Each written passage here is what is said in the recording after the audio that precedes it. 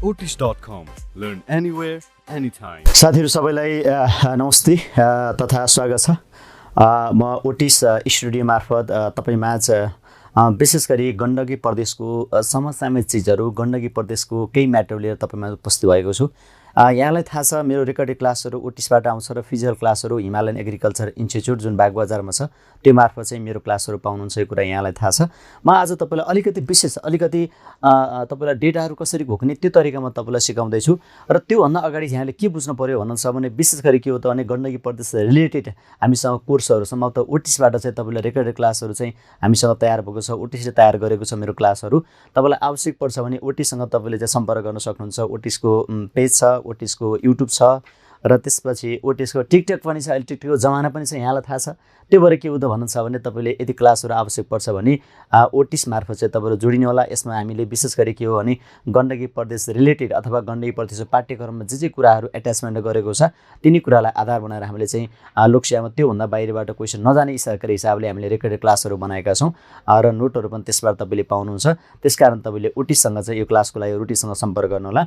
म आज तपाईलाई अलिकति विशेष कक्षा भने कस्तो कक्षा हो त भन्नुहुन्छ भने डेटाहरु आयो भने कसरी समाधान गर्ने, कुन टेक्निक फलो गर्ने र त्यसपछि त्यसलाई कसरी लामो समय सम्झने त्यो कुराहरु म तपाईलाई म पढाउन अगाडि बढ्छु। यहाँले ध्यान दिएर सुन्नु होला। अब के हो त भन्नुहुन्छ भने तपाईलाई सोध्ने छ तपाईलाई के हो त भने आज तपाईलाई चाहिँ प्रदेशको चालु योजना आर्थिक वर्ष तपाईको 2000 कति 76 77 देखि तपाईको 2000 कति 80 81 है त। अब के हो त भन्नुहुन्छ भने पहिला यहाँबाट म तपाईलाई सुरु गर्छु, त्यसपछि म तपाईलाई यता जान्छु।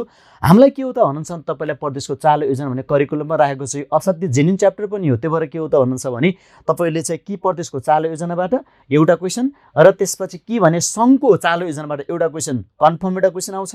त्यसपछि अरु के हो त भन्नुहुन्छ भने प्रदेश मन्त्रालयको बारेबाट दुईटा क्वेशन आउँछ। तीनटा क्वेशन ज्यानजाला क्वेशन छोड्दैन। त्यो भएर आज म तपाईलाई एउटा च्याप्टर चाहिँ तपाईलाई म पढाउँछु, एउटा भनेको चालु योजना।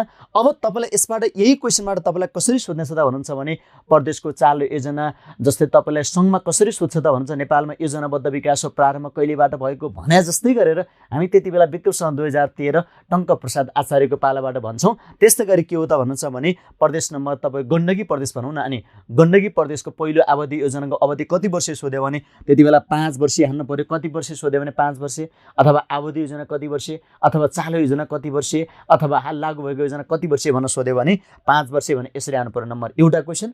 अर्को क्वेशन भने के हो त भन्नुहुन्छ भने अवधि योजना कति वर्ष, तल तपाईलाई अवधि दिन्छ, तलका मध्ये कुन अवधि योजनाको चाहिँ अवधि हो भन्न तपाईलाई दिन्छ। त्यतिबेला 2076 70 देखि 2080 21 सम्म यो पनि साथीले सम्झिनु पर्यो, ठीक छ।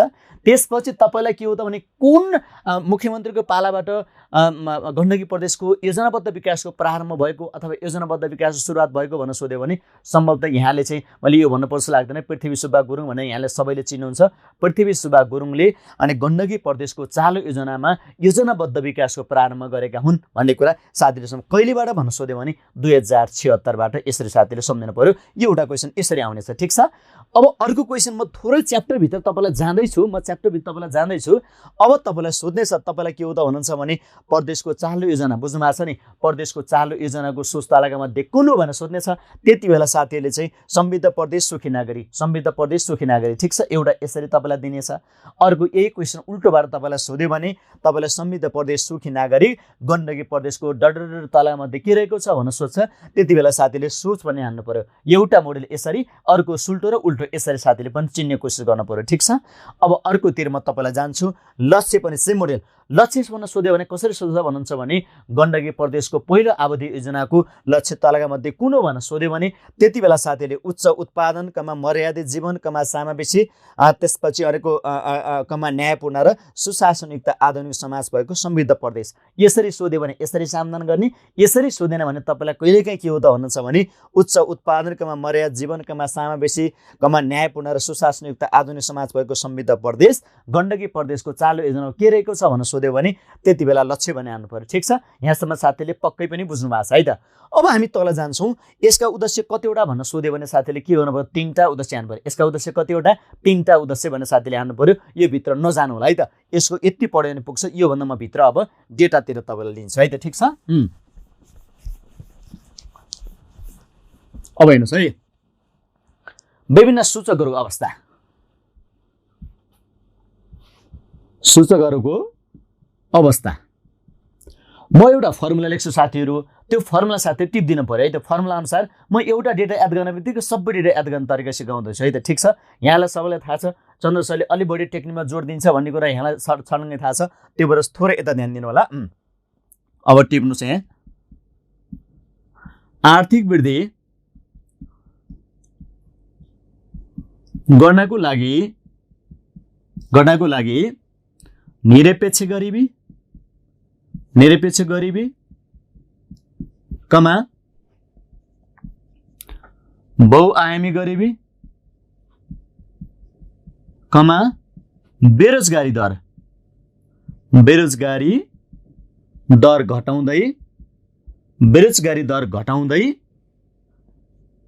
घटाउँदै नेपालीको अपेक्षित आयु बढाउने। हेर्नुहोस् त, अब यही होइन त, बुझ्नु भएको छ नि। आर्थिक वृद्धि गर्नको लागि जहिले पनि के हो त भन्नुहुन्छ भने, आर्थिक वृद्धि गर्नको लागि तपाईँले बुझ्ने के हो त भन्नुहुन्छ भने, आर्थिक वृद्धि त्यही भन्छ, ठिक छ। आर्थिक वृद्धि गर्नको लागि के हो त भन्नुहुन्छ भने, निरपेक्ष गरिबीलाई घटाउने, बहुआयामी गरिबीलाई घटाउने र बेरोजगारी दरलाई घटाइसकेपछि हामी अटोमेटिक रूपमा नेपालीको अपेक्षित आयु बढ्छ। अहिले नेपालीको समग्र देशको अपेक्षित आयु कति भनेर सोध्यो भने 69.7 वर्ष भने तपाईँले पढ्नुहुन्छ, ठिक छ। यो आयु बढ्न तीनटा कुराले ख्याल गर्छ। तीनटा कुरा भने के हो त भन्नुहुन्छ भने, मैले भने निरपेक्ष गरिबी, बहुआयामी गरिबी, बेरोजगारी दर, ठिक छ। मैले यसलाई फर्मुला राखेको। अब तपाईँले पनि सम्झिने के हो त भन्नुहुन्छ भने, आर्थिक वृद्धि गर्नको लागि निरपेक्ष गरिबी, बहुआयामी गरिबी, बेरोजगारी दर घटाएर अनि नेपालीको अपेक्षित आयु बढाउने, ठिक छ। यो सूचक हो। अब एकचोटि ध्यान दिनु है त। अब यो भने म एकचोटि तपाईँले लेख्छु, तपाईँले सोध्छ पहिला म यो लेख्छु, त्यसो बल्ल सोध्ने मैले भन्छु। अब यो भने के हो, आर्थिक वृद्धि दर, अर्को चाहिँ निरपेक्ष गरिबी,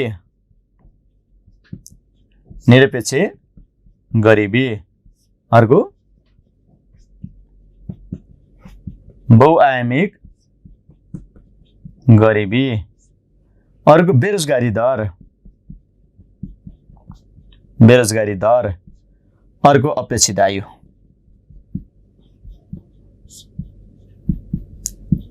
एक, दुई, तीन, चार, 5वटा आयो। सूचक 5वटा आयो नि त, ठिक छ। बुझ्नु भएको छ नि। यही सूचक हुनुलाई अब साथीलाई सम्भव त अब गाह्रो पनि पर्दैन। अब एउटा मात्रै साथीले थाहा पाउनु पर्यो। एउटा के थाहा पाउनु पर्यो त भन्नुहुन्छ भने, यो 77 वर्ष भन्ने थाहा पाउनु पर्यो। हेर्नुहोस् है, अब यसलाई 70 वर्ष थाहा पाउनु पर्यो, ठिक छ। अब हामी निरपेक्ष गरिबी र बहुआयामी गर्न नझुकिने। निरपेक्ष गरिबी भने नेपालको एकदमै पुर मान्छे हुन्, एकदमै गरिब मान्छे हुन्, एकदमै खाना लाउन पनि हम्मी पर्ने मान्छेहरू निरपेक्ष गरिबीमा राख्छ। त्यसपछि हामी निरपेक्ष गरिबीमा जान्छौँ, ठिक छ। अब हामीले यसलाई के गर्ने त भन्नुहुन्छ भने, निरपेक्ष गरिबी 77 तपाईँलाई थाहा छ, 77 हो, बुझ्नु भएको छ नि। अब साथीले के गर्नु पर्यो त भन्नुहुन्छ भने, 77बाट तपाईँले 3 घटाउनु पर्यो। कति हुन्छ? 77बाट 3 घटाउनु भयो भने तपाईँले 74 हुन्छ। कहाँ चाहिँ निरपेक्ष गरिबी? 74 लेख्नुहोस्, बिचमा एउटा पोइन्ट राख्नुहोस्, ठिक छ। अब समस्या यो पनि समाधान भयो, ठिक छ। अब तपाईँले के गर्नु पर्यो त भन्नुहुन्छ भने, तपाईँले 3 घटाइहाल्नु भयो। अब तपाईँले के गर्नु पर्यो भने, 1, 3, 5, 7 हो नि त, ठिक छ। यसरी हो नि त मिलाउँदाखेरि, ठिक छ। कि 2, 4, 6, 8 हो नि त, ठिक छ। अब तपाईँले के हो त भन्नुहुन्छ भने, 3 घटाइसके तपाईँले 5 घटाउने, कति? फेरि 77बाट 5 घटाउने हो, बुझ्नु भएको छ नि। कति हुन्छ? 72 हुन्छ। कहाँ बहुआयामी गरी कहाँ छ? 72, बिचमा पोइन्ट राख्नुहोस्, ठिक छ। हो, अब यति गरेपछि यो दुईटा पनि समाधान भयो, ठिक छ। त्यसपछि अरू के गर्नु पर्यो त भन्नुहुन्छ भने, तपाईँले यो 4लाई कपी गरेर तल राखिदिनुहोस् त, बुझ्नु भएको छ नि। त्यो भएर यो 4लाई कपी गर्दा कहाँ आयो? यहाँ पनि आयो। यो पनि समस्या समाधान भयो, ठिक छ। अब सबै साथीहरूले यसलाई चाहिँ आर्थिक वृद्धि दर भनेर 10.2 भनेर तपाईँले सम्झिनुहोस्, ठिक छ। अब समाधान भयो। हो, अब यही तरिकाले हो। हेर्नुहोस् त, आर्थिक वृद्धि गर्नको लागि निरपेक्ष गरिबी कमा बहुआयामी, तपाईँलाई कहिलेकाहीँ 10.2 नदिएर 10.5 पनि दिन सक्छ, त्यति नझुकिने है फेरि, ठिक छ। त्यो भएर तपाईँले अगाडिको डेटा मात्र घुक्ने, मैले पहिला पनि भनेको छु। त्यो भएर के हो त भन्नुहुन्छ भने, आर्थिक वृद्धि गर्नको लागि निरपेक्ष गरिबी र बहुआयामी गरिबी कमा बेरोजगारी दर घटाएर नेपालीको अपेक्षित आयु बढाउने सम्झिने, ठिक छ।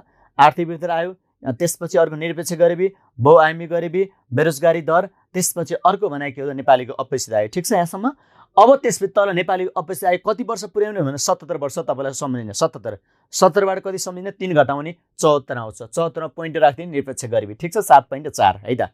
अर्को बहुआयामी गरिबी भनेर सोध्यो भने 72, बुझ्नु भएको छ नि। 17बाट 5 घटायो 72, 72मा बिचमा पोइन्ट राख्ने 7.2, ठिक छ। अब माथि 4 छ, त्यो बेरोजगारी दर कति भनेर सोध्यो भने 4मा झार्ने, ठिक छ।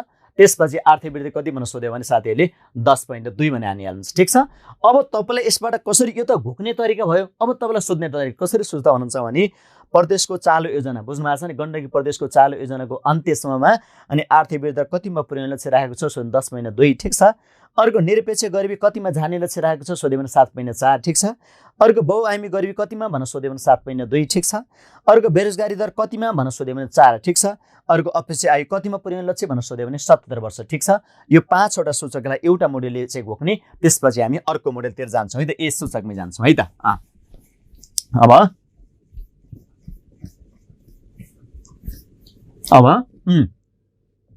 अब साथीहरूले ध्यान दिनु पर्यो है त। ठिक छ।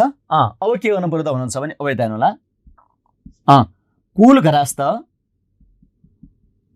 कुल घरास्त उत्पादनमा वृद्धि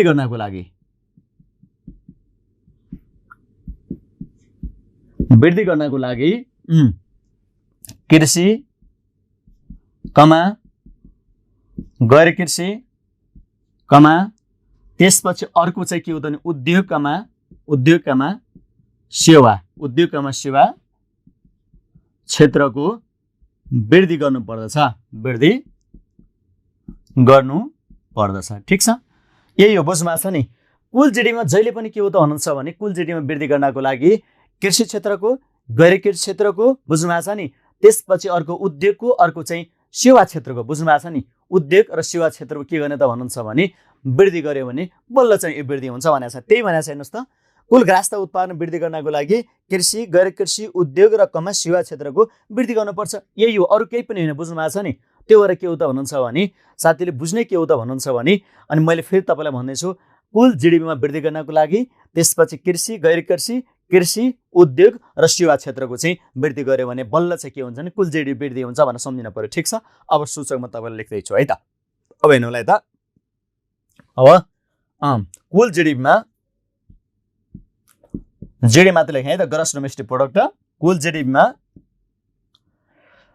प्रदेशको योगदान,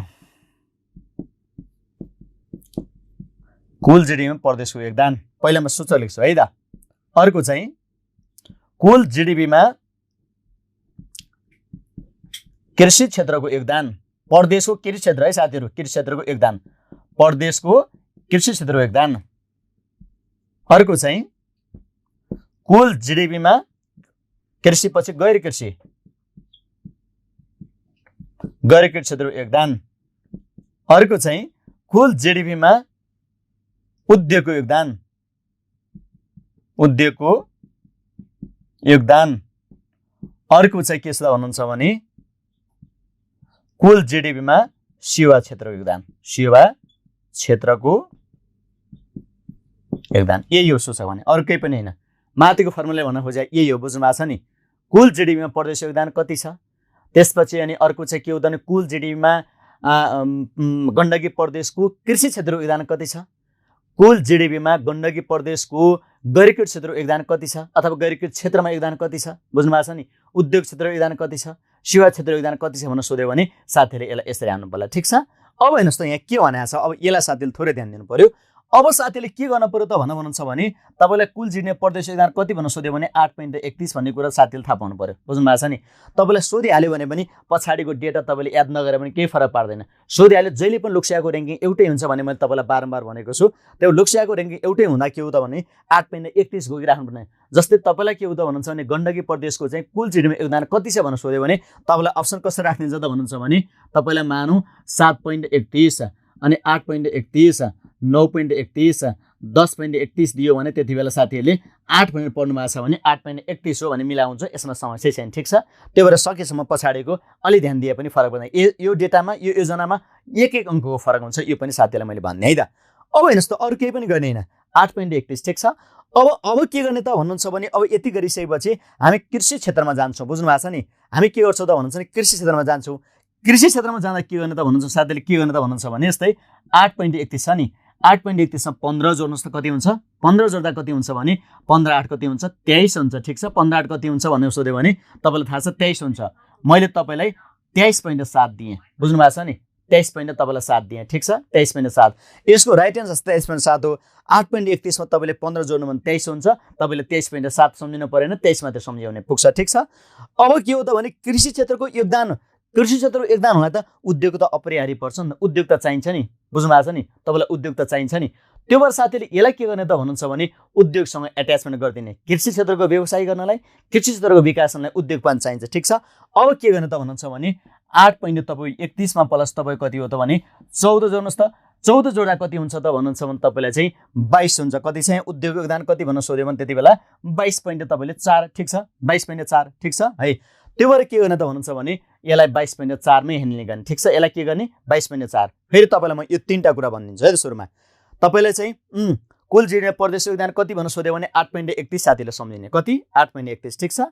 त्यसपछि 8.31 सम्झिसकेपछि के गर्ने त भन्नुहुन्छ भने अर्को चाहिँ तपाईँले त्यसमा 15 जोड्ने, 15 जोड्यो भने कति हुन्छ 23 हुन्छ। 23 भयो भने के हुन्छ त भन्नुहुन्छ भने यसको राइट एन्सर 23.7, ठिक छ। त्यसपछि अब कृषिलाई उद्योगसँग एट्याचमेन्ट गरिदिने, उद्योगसँग एट्याचमेन्ट गर्दा के गर्ने त भन्नुहुन्छ भने अब तपाईँले हामीले अगाडि 15 जोडेका थियौँ, 15 मा अब तपाईँले 14 जोड्ने त, अनि 15 गुणित 14 त्यही त होइन त, ठिक छ। अनि 8 जोड्नुहोस् त, 15 खेर 14 र 8 कति हुन्छ त भन्नुहुन्छ भने 22 हुन्छ, ठिक छ। यसको राइट एन्सर 22.4 हुन्छ।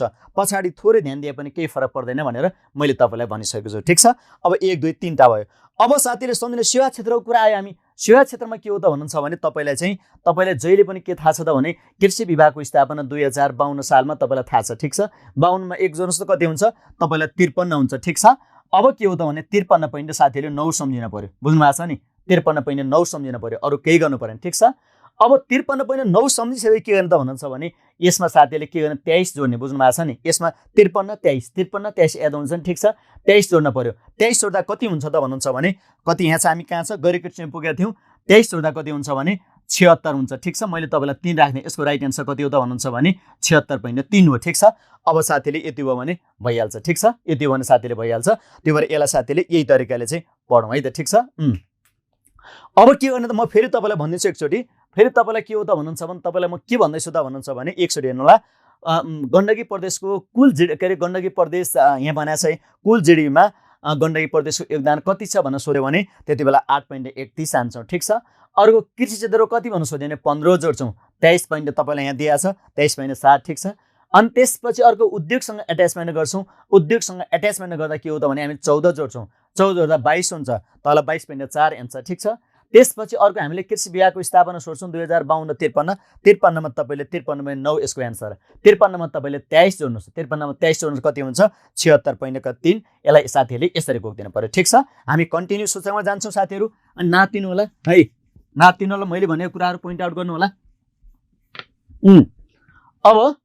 अब सिधै छ कुराकानी। अब हेर्नुहोस् है, खानेपानी पुगेको जनसङ्ख्या कति भन्न सोध्यो भने 100% पुर्याउने लक्ष्य हो। यो घोक्नै परेन, खानेपानी 100 आइहाल्छ। त्यसपछि अर्को चाहिँ प्रति व्यक्ति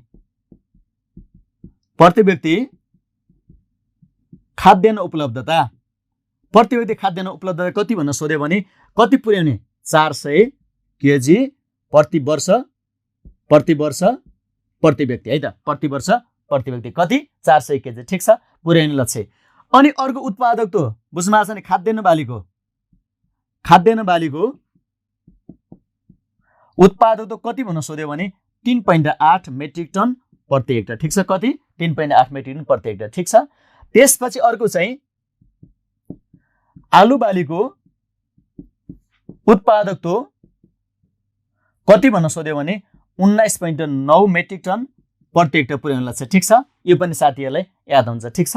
अर्को चाहिँ के छ भने वर्षैभरि, बुझ्नु भएको छ नि, वर्षैभरि सिँचाइ हुने खेतीयोग्य जमिन, वर्षैभरि सिँचाइ हुने खेतीयोग्य जमिन कति भन्न सोध्यो भने त्यति बेला साथीहरूले कति हान्नु पर्यो त भन्नुहुन्छ भने 15 तपाईँको 3, बुझ्नु भएको छ नि, यो पर्सेन्ट हो। तपाईँलाई कहिले काहीँ सोधिन सक्छ वर्षैभरि सिँचाइ हुने जमिन वर्षैभरि सिँचाइ हुने खेतीयोग्य जमिन प्रदेशको चालु योजनाको अन्त्यसम्म कति पुर्याउने लक्ष्य राखेको छ भनेर सोध्यो भने 15.3, ठिक छ। अर्को आयो श्रम सहभागिता कति भन्न सोध्यो भने, बुझ्नु भएको छ नि, श्रम सहभागिता कति भन्न सोध्यो भने 50% पुर्याउने, बुझ्नु भएको छ नि। यति पढ्यो भने तपाईँलाई पुग्छ, केही गर्नु पर्दैन है त, ठिक छ। मैले फेरि भने तपाईँलाई के हो त भने खानेपानी पुग्यो कति भन्न सोध्यो भने 100, ठिक छ। त्यसै प्रति व्यक्ति खाद्यान्न उपलब्ध कति सोध्यो भने 400 केजी प्रति वर्ष प्रति व्यक्ति। खाद्यान्न बालीको उत्पादन कति सोध्यो भने 3.8 मेट्रिक टन प्रति हेक्टर। त्यसपछि अरू के हो, आलु बालीको उत्पादन कति भनेर सोध्यो भने 19.9 मेट्रिक टन प्रति हेक्टर। त्यसपछि अरू के हो त भन्नुहुन्छ भने सिँचाइ, जुन सिँचाइको कुरा गरेको छु 15.3%। त्यसपछि अर्को श्रम सहायता कति भनेर सोध्यो भने त्यति बेला साथीहरूले के गर्नु पर्यो त भन्नुहुन्छ भने 50%। सूचकबाट तपाईँले यति, तपाईँलाई प्रदेशको 4 योजनाबाट यति पढ्यो भने पुग्छ। धेरै दिमाग नलाउनु होला।